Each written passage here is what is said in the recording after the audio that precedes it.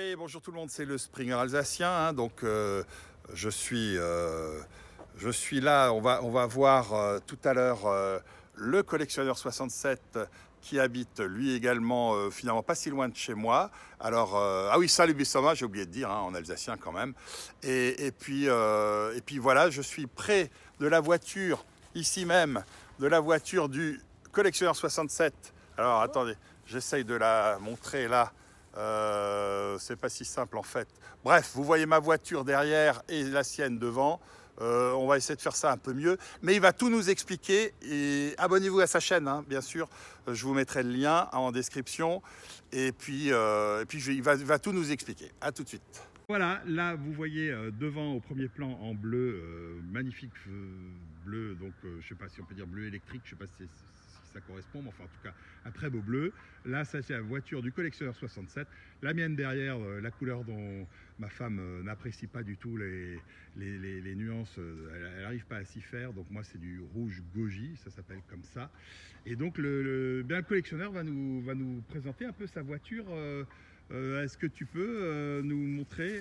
Bonjour à tous déjà, ravi d'être sur cette vidéo avec le Springer 67. Donc le Springer alsacien, pardon, excuse-moi. Mais non, il n'y a pas de mal. On va y arriver. Comme vous pouvez le voir, donc ma Dacia Spring Bleu. Donc moi j'ai fait pas mal d'évolutions, de modifications sur la voiture. Donc tu peux le voir là, il y a déjà la partie en termes extérieurs, il y a déjà la partie des jantes qui a été changée.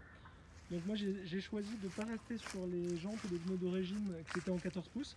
Et j'ai choisi de partir sur, pour le coup, des jantes alu et des pneus en 15 pouces d'un diamètre un peu, enfin d'une largeur plus grande que celle d'origine. Donc on est sur du 185, parce que j'avais quand même lu pas mal de critiques qui disaient que les pneus d'origine c'était un peu limite. Donc j'ai décidé de changer ça. Alors moi j'ai pris pour les jantes, c'est des jantes d'occasion qui étaient grises à l'origine, que j'ai repeint en noir. Donc c'est vraiment du DIY à fond. Donc les jantes ont été repeintes en noir. J'ai ajouté un sigle Dacia au milieu qui est la dernière version. Donc ça j'ai acheté sur AliExpress, hein, le sigle du milieu. Et puis je me suis fait plaisir, j'ai acheté des petits bouchons de jantes également en alu, siglé Dacia. Donc c'est excellent. assez sympa. Alors là je dois dire, je savais même pas qu'on trouvait. Alors je vais m'approcher pour que vous voyez, il a carrément les bouchons Dacia, nouvelle formule, Exactement. nouveau et c'est en alu du coup. logo en alu. Ah ouais. Ça vaut pas grand chose, hein, ça vaut quelques euros, 2-3 euros par compris.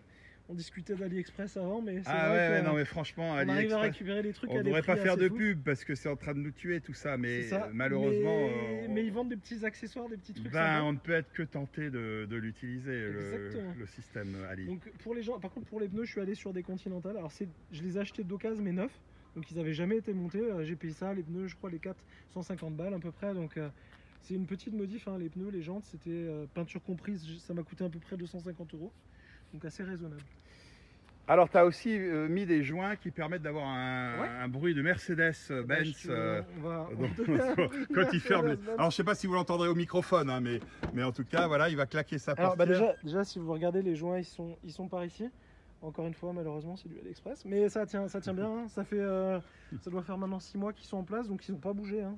Donc ils descendent tout le long. Ce qui est bien, c'est qu'il y a quand même des trous pour permettre la sortie d'eau. Joli. Donc accessoirement, si jamais il y a de l'eau qui pourrait arriver, elle peut sortir à plusieurs endroits dans le joint, donc c'est plutôt pas mal.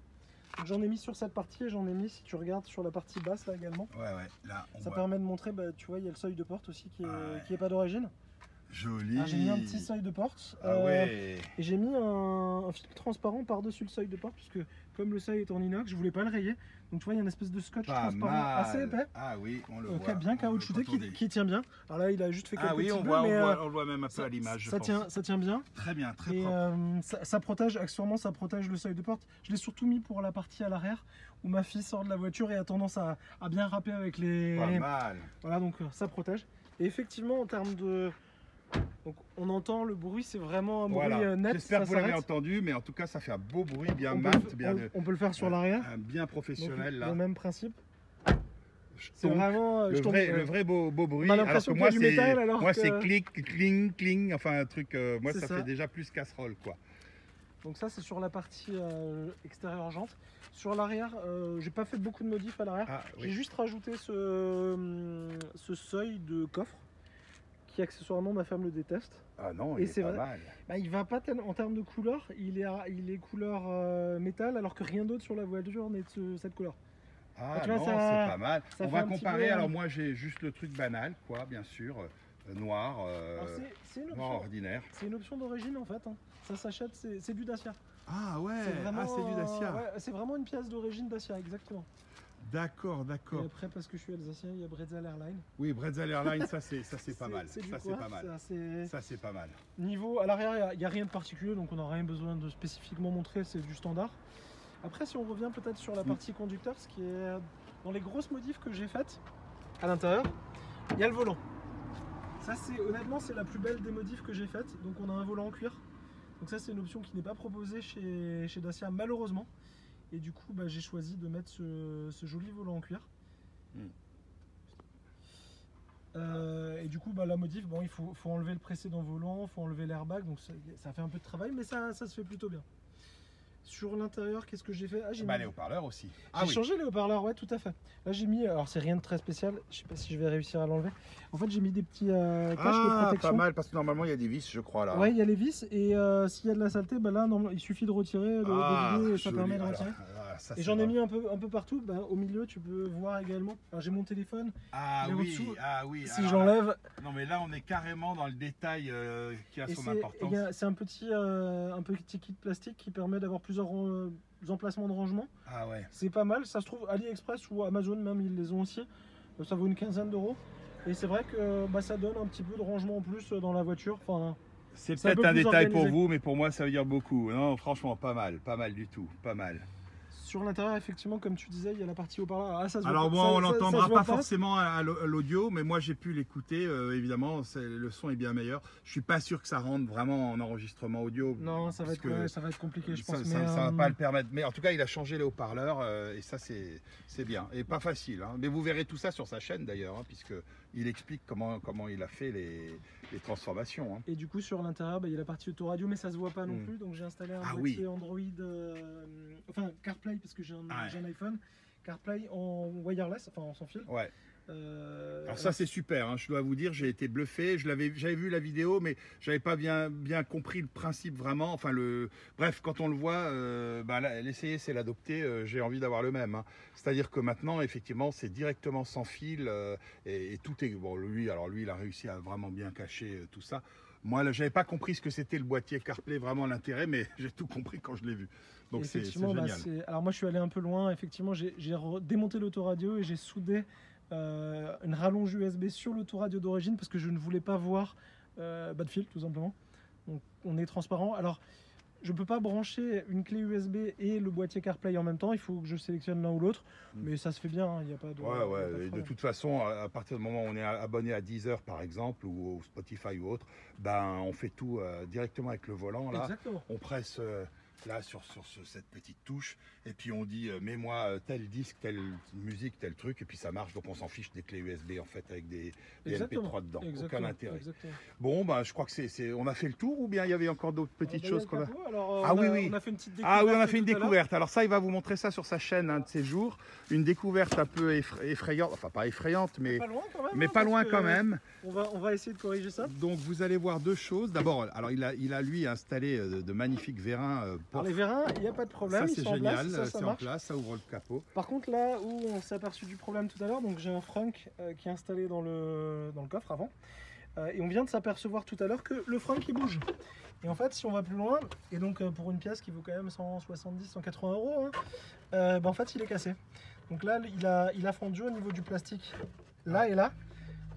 Donc clairement là je vais le démonter et je vais voir avec la marque en question, voir ce qu'il me propose, s'il m'en renvoie un autre, mais là la confiance elle y est plus vraiment, hein. Ouais, ça c'est un peu décevant parce que quand on a un frunk, on veut pas qu'il traîne sur le moteur quoi. Et ouais, ça chauffe potentiellement, ça peut être dangereux. Non, là c'est clairement un gros défaut de conception, ou du moins ils n'ont pas mis de renfort à cet endroit là, donc là il y a un vrai problème. Tout à fait. Après j'ai peut-être des solutions pour le réparer, hein, parce que on pourrait très bien se dire qu'on met une grosse rondelle en alu en dessous, une grosse au-dessus, qu'on serre en sandwich, et dans ces cas-là on est bon. Parce que ça a cassé bien net quand même. On voit... Pour le collectionneur 67, il est très bricoleur. Et quand je dis bricoleur, dans le sens vraiment technique, pas bricolage n'importe quoi, dans le sens vraiment pointu. Vous irez sur sa chaîne, vous verrez carrément la salle de cinéma qu'il a installée dans son sous-sol.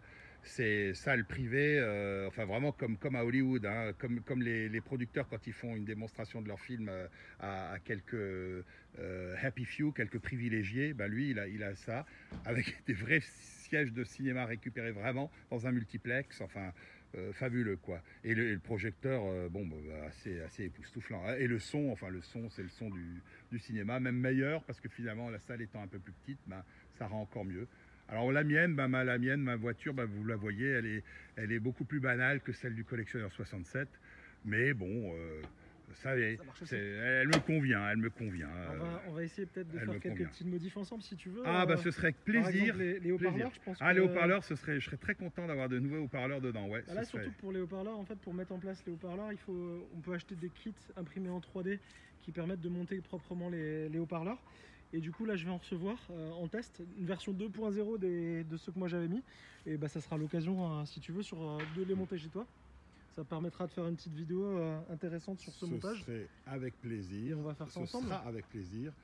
Alors donc voilà, le rendez-vous est pris. Hein, avec le collectionneur 67, on pourra customiser un peu ma Spring, ce qui lui donnera une deuxième jeunesse. Et puis on verra bien sûr sur sa chaîne toutes les évolutions de sa Spring qui n'en doutons pas, sera encore améliorée. Mais enfin là, il a déjà fait beaucoup de choses. J'ai encore quelques petites choses dans le placard. Alors, il a encore des idées. Ah oui, notamment, il va mettre aussi des panneaux solaires. Enfin, il a installé des panneaux solaires qui lui permettent de charger la voiture gratuitement au soleil. La vidéo sera prochainement dispo, je pense, d'ici 2-3 semaines à peu près. Voilà, donc vous verrez sa vidéo. Et sinon, après, dans les évolutions que j'ai qui permet aussi de stabiliser la voiture, il y a un panneau sous la voiture. L'avant, en fait, si tu veux, on voit sous enfin, quand tu ouvres le coffre, on voit directement le sol parce qu'il n'y a rien du tout, il n'y a aucun cache. Et il existe des panneaux en métal qui se mettent en dessut et qui viennent en fait. Alors ça donne un peu plus de stabilité parce que c'est du métal, donc ça va solidifier un petit peu. Et donc j'avais acheté ça, le kit, et il faut que je le fasse. Donc, alors là, bon, tout ça me dépasse. Mais ça fera une super vidéo hein, que vous verrez sur sa chaîne. Il y a potentiellement le caisson de basse que j'ai encore à mettre. Ah ouais, ça me fait rêver aussi le caisson de basse pour moi. On verra quand ça sera mis. Et il y a un truc, on approche de l'hiver et il y a une modif que je vais faire assez rapidement. Les rétroviseurs n'ont pas de dégivrage. Ah oui, alors ça, le rétroviseur qui est givré le matin. Pratique, hein. Alors ça, je l'ai remarqué, hein, vous voyez. Bon, là, vous ne voyez pas puisqu'il ne fait pas froid. Mais le matin, effectivement, c'est là que j'ai pris... C'est marrant parce que j'avais d'autres voitures où j'ai jamais remarqué ce problème-là. Mais je trouve que sur la Spring, c'est vraiment très embué. Exactement. Je comprends pas pourquoi. J'ai acheté un kit qui... Alors, il faut démonter la glace du rétro. Et c'est un kit qu'on met derrière la glace et qui va chauffer le rétro. Donc, c'est un petit serpentin métallique qui chauffe. Et qui du coup va dégivrer le rétro comme sur une voiture d'origine quoi. Et que tu branches alors sur la connectique qui permet de régler le rétro?